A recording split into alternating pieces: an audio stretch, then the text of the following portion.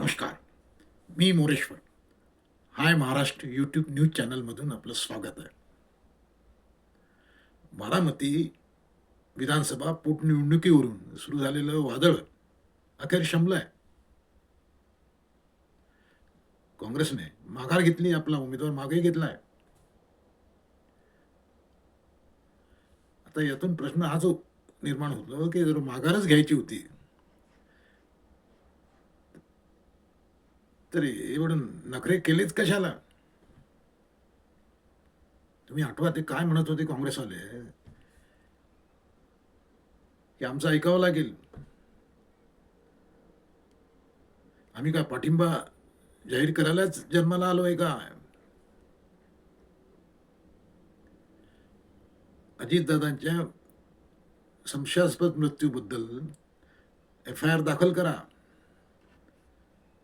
मृत्यूचा एफ-आय-आर दाखल करा, आधी गुन्हा दाखल करा. अशा एकशे एक अटी काँग्रेसवाले घालत होते.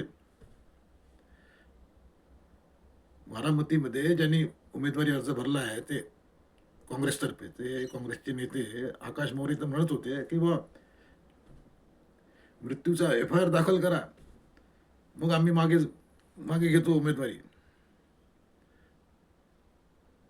पण ना, बीजेपीने एफ-आय-आर दाखल केला, काही झालेलं नाही तसं. तरी काँग्रेसने उमेदवारी मागे घेतली आपली. मग हे आदळआपट कशा करता, म्हणजे काय काँग्रेसला काय दाखवून द्यायचं आहे की आपण अजून जिवंत आहोत? महाराष्ट्राच्या राजकारणात अजून काँग्रेस शिल्लक आहे हे दाखवून द्यायचं होतं का? आटापिटा कशा करतात?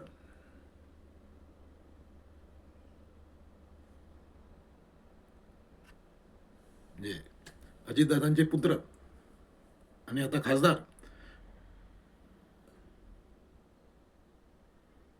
पार्थ पवार यांनी या निवडणुकीच्या धामधुमीतच एक वक्तव्य केलं होतं आणि त्याच्यावर प्रचंड वादळ उठलं.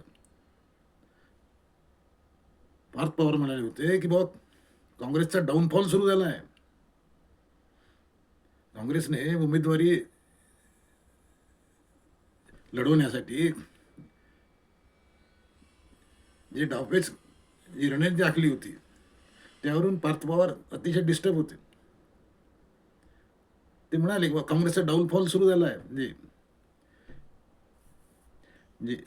काँग्रेसने जे उमेदवार दिला आहे याचा अर्थ काँग्रेसचा डाऊनफॉल सुरू झाला आहे.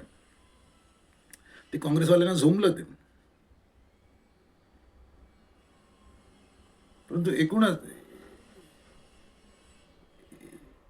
एक सॅम्पल म्हणून आपण बारामती पोटनिवडणुकीकडे पाहिलं तर या संपूर्ण प्रकरणात सारेच पक्ष, सारेच राजकीय पक्ष ज्या पद्धतीने वागले ते सारच म्हणजे अनेक प्रश्न निर्माण करणार आहे. म्हणजे ही निवडणूक 15 मार्चला जाहीर झाली. बारामतीची पोटनिवडणूक 15 मार्चला जाहीर झाली. 5 एप्रिलपर्यंत कुणी हालचाल केली नाही, कुणी कुणाशी संपर्क साधला नाही. 5 एप्रिलपर्यंत म्हणजे हे जे मारामाऱ्या आहेत ते 2 दिवसातले आहेत, 2-4 दिवसातले. एका टाइम झोपेतून उठल्यासारखं पुन्हा पाणी भेटाभेटी, मीडियाला भेटणं, याकडे भेटणं सुरू झालं. म्हणजे बारामतीतल्या उमेदवार राष्ट्रवादीच्या अजितदादा गटाच्या माजी उपमुख्यमंत्री आणि सध्या राष्ट्रवादीचे अध्यक्ष सुनेत्रा पवार यांनी 3 वेळा फोन केला. 3 वेळा फोन केला सपकाळ यांना, हर्षवर्धन सपकाळ यांना 3 वेळा. म्हणजे एकेकाळी कोण हर्षवर्धन सपकाळ असं बोललं जायचं. सपकाळ यांना प्रदेशाध्यक्ष म्हणून नियुक्त करण्यात आलं. त्यावेळी राजकीय गोटामध्ये हीच प्रतिक्रिया होती की कोण सपकाळ. त्या कोण सपकाळपासून फोन टू सपकाळ 3 वेळा सुनेत्रा वहिनींनी फोन केला. काही रिस्पॉन्स नाही. रोहित पवार समक्ष जाऊन भेटले,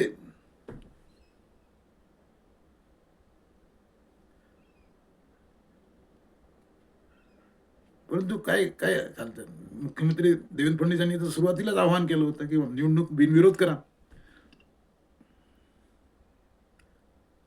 पण शरद पवारांनी काँग्रेसला सल्ला दिला. शरद पवारांनी मीडियाशी बोलताना सांगितलं की माघार घ्यायला पाहिजे काँग्रेसने. हे शरद पवार काही 15 दिवसापूर्वी म्हणाले होते की त्यांना निवडणूक लढवण्याचा अधिकार आहे. ते शरद पवार आता म्हणतात, आता म्हणाले की माघार घ्या. तिकडे काँग्रेसचे अध्यक्ष मल्लिकार्जुन खरगे यांना फोन झाला आणि मग सूत्र हल्ली. म्हणजे शरद पवार यांच्या फोन नंतरच हालचाली झाल्या आहेत. याचा अर्थ स्पष्ट आहे की शरद पवार यांची अजूनही ताकद आहे, त्यांच्या शब्दाला वजन आहे. शरद पवार संपले नाहीत, शरद पवार अजून ऍक्टिव्ह आहेत, त्यांच्या शब्दाला वजन आहे. त्यांनी केलेल्या फोन नंतरच या सर्व विड्रॉलच्या हालचाली झाल्या आहेत. काँग्रेसने विड्रॉल केलं ते त्यानंतरच्या हालचाली आहेत.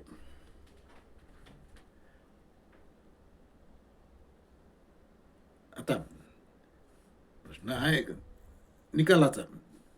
आता बारामती पोटनिवडणुकीचा निकाल अपेक्षित आहे, तो लागणार होता, तसा तो लागणार आहे. बारामतीमध्ये गेली 60 वर्ष पवार कुटुंब, पवार घराणं निवडून येत आलेलं आहे. सुरुवातीची 25 वर्ष शरद पवार तिथून निवडून येत गेले, नंतरची 35 वर्ष अजितदादा तिथून निवडून येत होते. त्यांच्या मृत्यूमुळे, अपघाती मृत्यूमुळे निर्माण झालेल्या होत असलेल्या पोटनिवडणुकीत आता त्यांची पत्नी म्हणजे सुनित्रा वहिनी या उभ्या आहेत. तर त्यांना श्रद्धांजली म्हणून, म्हणजे अजितदादांना श्रद्धांजली म्हणून ही निवडणूक बिनविरोध व्हावी असा एक सूर होता. काँग्रेसने उमेदवार दिला नव्हता, ठाकरे सेनेने दिला नव्हता, भाजपने नव्हता. नखरे फक्त काँग्रेसने केले. त्यामुळे वेगळंच टेन्शन, म्हणजे किंवा दादांना श्रद्धांजली म्हणून उमेदवार द्यायला नको. पण काँग्रेसला हे समजायला काही दिवस लागले. डाऊनफॉल सुरू झाला आहे असं पार्थ पवार म्हणाले काँग्रेसबद्दल, आणि ते खोटं नाही आहे. गेल्या निवडणुकीत, म्हणजे अलीकडेच निवडणूक झाली विधानसभेच्या निवडणुकीत, अजितदादांना 1,80,000 मतं मिळाली होती. आणि त्यांचे प्रतिस्पर्धी म्हणजे तेही पवारच, म्हणजे युगेंद्र पवार, याला 80,000 मतं मिळाली होती. आता काँग्रेसने विड्रॉवल तर केलेलं आहे. त्यामुळे आता सुनित्रा बहिणींना अजितदादा इतकी मतं मिळतात का की अजितदादापेक्षा जास्त मतं मिळतात, तो आकडा बराच बोलका राहील. परंतु एक आहे, सुनित्रा बहिणींना पक्ष चालवणं, त्यांचा पक्ष चालवणं आणि सरकार चालवणं, हे दोन्ही गोष्टी आता सोप्या राहिलेल्या नाहीत, हे स्पष्ट दिसत आहे. म्हणजे मित्रपक्षामधून त्यांना त्रास जाईलच, पण भाजपही आता राजकीय पक्ष म्हणून कामाला लागेल. अजून 3 वर्ष निवडणुका नाहीत.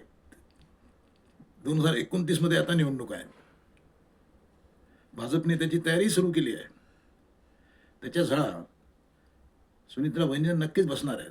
आता प्रश्न हा आहे की शरद पवार तोपर्यंत काय भूमिका घेतात. दोन राष्ट्रवादीचं विलिनीकरण होते की शरद पवार काही वेगळं आपला एकला चलो सुरू करतात.